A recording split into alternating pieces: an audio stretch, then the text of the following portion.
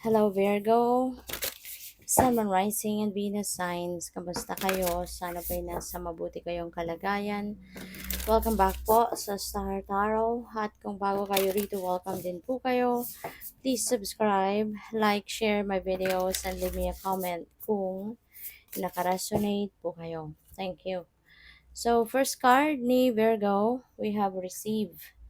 Yan, so be open to receiving goodness. Wow, Virgo, ihanda mo na sarili mo dito sa pagtanggap ng magagandang bagay, magagandang sitwasyon, 'di ba? Sabi dito, believe you are worthy of abundance. Magtiwala ka kasi kung ano yung pinaniniwalaan natin, yun ang nangyayari. 'Di ba?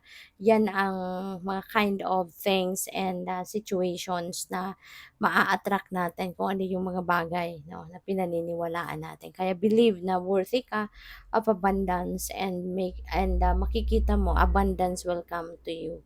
A gift is coming to you soon. Wow. So, pwedeng material gift ito. Pwedeng pera, bagay, alahas at kung ano pa man na mahahalagang bagay, bagay na mayroong mga sentimental value, mga ganon. Or pwede rin na opportunities ito. Yung gift could be tangible or non-tangible. So, pwedeng material na bagay, pwedeng hindi, no? Yung marireceive mo. Ang importante, handa ka sa pagtanggap nito. Open your heart and your arms wide open, 'di ba? To receiving this goodness kasi merong mga blessings na dadating. What else? We have compassion. Be gentle with yourself. Forgiveness will set you free and see the light in yourself and others. Ayan. Be gentle no, with yourself. Virgo, baka masyado kang istrikto sa sarili mo. Maaaring ang iba siguro sa inyo napakataas ng expectations ninyo sa sarili ninyo, napakataas ng sineset ninyong bar para sa sarili ninyo to the extent na nape-pressure kayo, you know? Nape-pressure ninyo yung sarili ninyo, nai-stress na kayo, 'di ba? Be gentle with yourself, okay?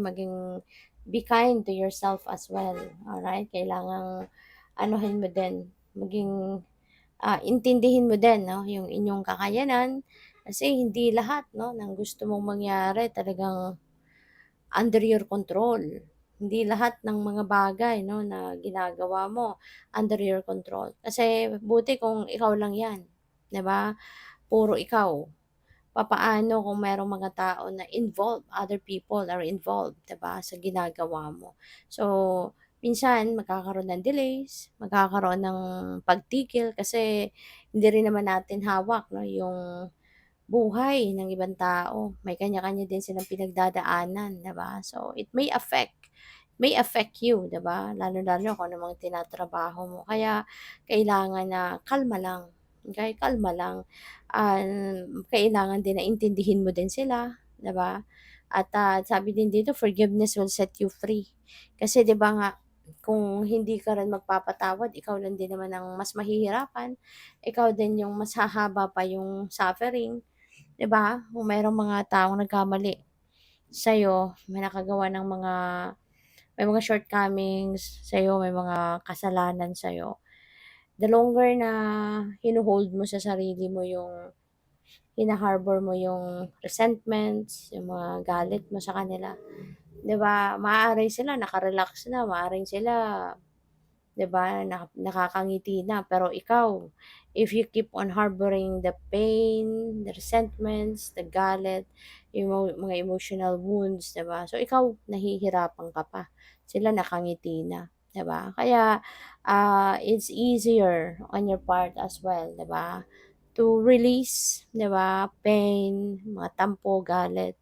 Hindi necessarily kasi na yung 'pag nagpatawad ka kailangan humingi sa'yo ng tawad yung isang tao, 'di ba? Hindi naman sa gano'n. Minsan kailangan nating magkusa na 'no, na patawarin na natin ang mga nagkasala sa atin para na maka-move on na tayo at, makapagsimula na tayo ng bagong buhay. Humingi man sila ng tawad or hindi, at least sa loob natin pinatawad na natin sila. So, in a way, mawawala na yung bigat sa dibdib mo, 'di ba? Kasi nakapagpatawad ka na. Mawawala na yung tinik sa dibdib. kumbaga, na nagpapahirap ng inyong kalooban, no? So we have flow. Find an easier path forward, surrender the outcome, and release your expectations. Yeah, isa din ito, no, sa makakatulong sa'yo na mas gumaan, di ba, ang pakiramdam mo, mas maging magaan ang takbo ng buhay. Just go with the flow with life. Okay?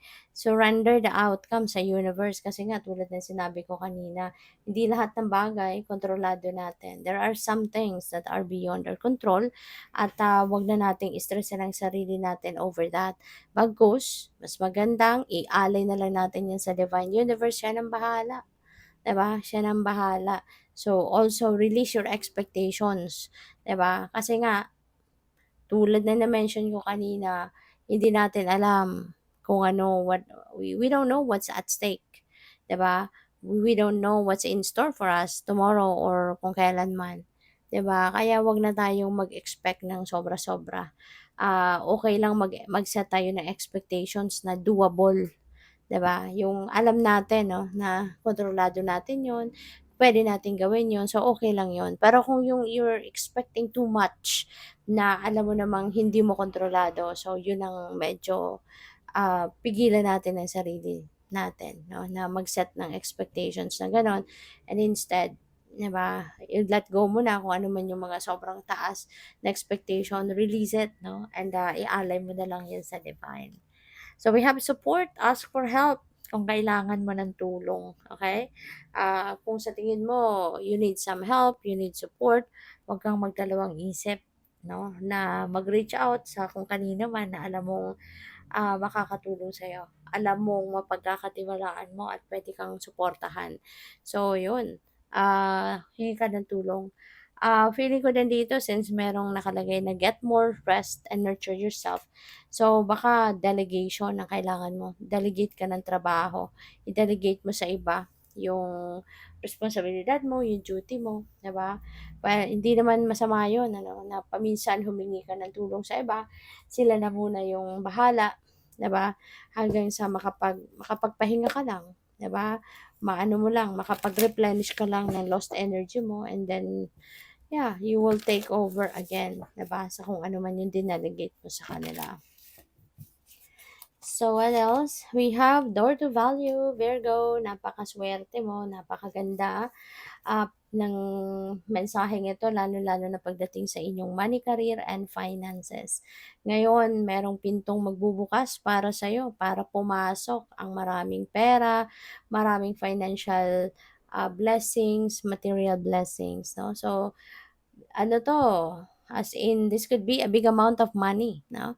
And meron tayong number 31, then number 31 becomes number 4, and 4 is stability. So, maaaring sa ngayon ano, magkakaroon na kayo ng pagkakataon 'no, na magkaroon na kayo ng ma-secure niyo na yung inyong financial security and stability for the long term.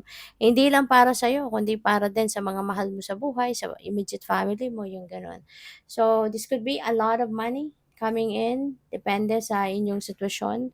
It could come from various sources. Pwedeng windfall of money ito, o pwedeng bonus sa trabaho, o pwedeng merong inheritance kayo, po pwedeng na-release na yung malaking loan ninyo, o puwedeng nakapagbenta ka dito ng property. So, yung proceeds, maaaring it's a big amount of money. Or it could come from different sources, depende sa inyong sitwasyon. But, yeah, eto na yung time na talagang you will experience that prosperity and abundance. We have the world, ang daming opportunity. Here and there, ang opportunity na pwede din ninyong pagkakitaan. Okay? So, this is ang naririnig ko worldly success ano. So siguro kung ano man ang papasukin mong bagong oportunidad, whatever this is 'no, na bago mong papasuking business or trabaho, 'di ba, or investment, siguro talagang magkakaroon ka dito ng bonggang-bonggang tagumpay. So what else? We have financial constraints. Maaaring ito yung dati ninyo, no? Maaaring ito yung current ng nangyayari sa buhay mo or in the recent past. So siguro ito, pero Alam mo, mababaliktad na 'to. Yung hirap sa pera, pagkukulang sa pera, siguro may mga financial difficulties kayo, financial problems na pinagdadaanan, mare-reverse na 'to, tingnan mo. Mare-reverse na 'yan and ma matutugunan mo na 'no, yung pangangailangan mo sa pera sa ngayon. Kasi nga meron ka ng door to value. Meron ng perang dadating, marami ng material na bagay 'no, na maa-acquire ka sa ngayon. Kung ano man ang mga pangangailangan mo diyan, bayaran, bills, that will be taken care of na. Mababayaran mo na 'yan. Mare-reverse na yung financial constraints mo and you will be abundant and prosperous. You will experience the plenty and bounty of money and material things. 'Di ba 13, tapos, ito yung kahirapan part. So 13 mababaliktad, 'pag binaliktad mo 'yan 31, 'di ba? Tignan mo yung door to value, 31, 'di ba? So siguro 3113 or 1331 is significant number para sa iba sa inyo, 'di ba? So 'yun, good luck sa'yo ha, kasi, ah, mukhang ito na yung simula 'no, ng pag-asenso mo, pag-prosper mo, pag-improve ng sitwasyon mo lalo-lalo na pagdating sa inyong kaparehang aspeto, okay? So good luck sa'yo. So tignan natin kung ano pa ang ganap, ano pa ang mga mensahe para sa'yo, Virgo.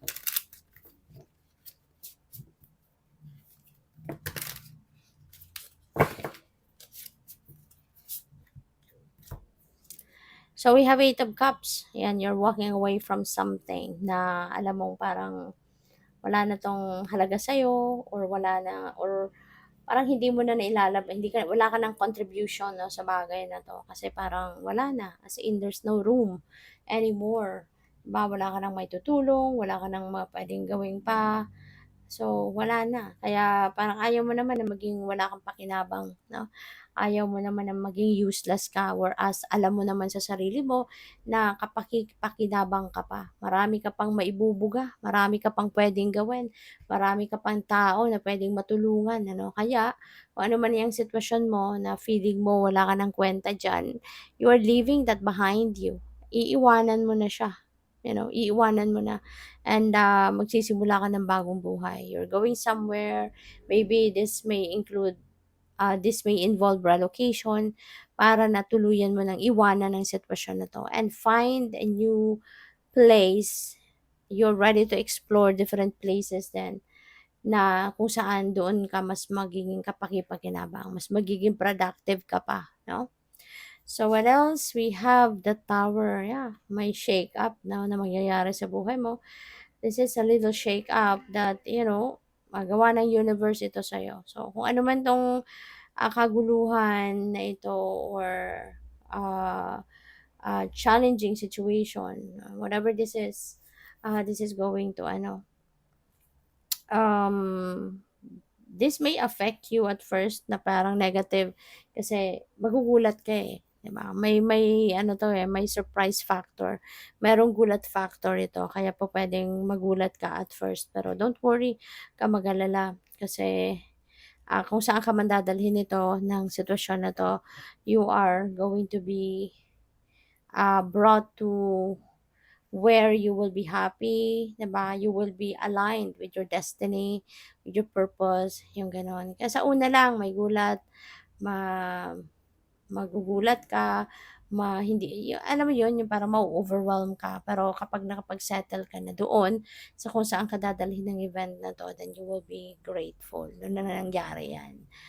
Chariot, yes, you're definitely going to succeed. Kung ano man ang mga bagay na yan, na pagdadaanan mo, medyo siguro challenge ka, o overwhelm ka, huwag ka mag-alala, mapagtatagumpayan mo yan. The universe will be there for you and with you to support you. Hindi ka naman hindi ka ilalagay, no? Tandaan mo, hindi ka ilalagay ng universe sa isang sitwasyon na medyo challenging, tapos iiwanan ka niya. Hindi, lagi kang sasamahan hanggang sa matutunan mo ang dapat mong matutunan, ma-realize mo yung mga bagay na dapat mong ma-realize, yung mga ganyan. So, yeah, rest assured that the universe has your back. Alright? At pagtatagumpayan mo yan. So, good luck sa'yo. Thank you for watching, Love and Light. Namaste.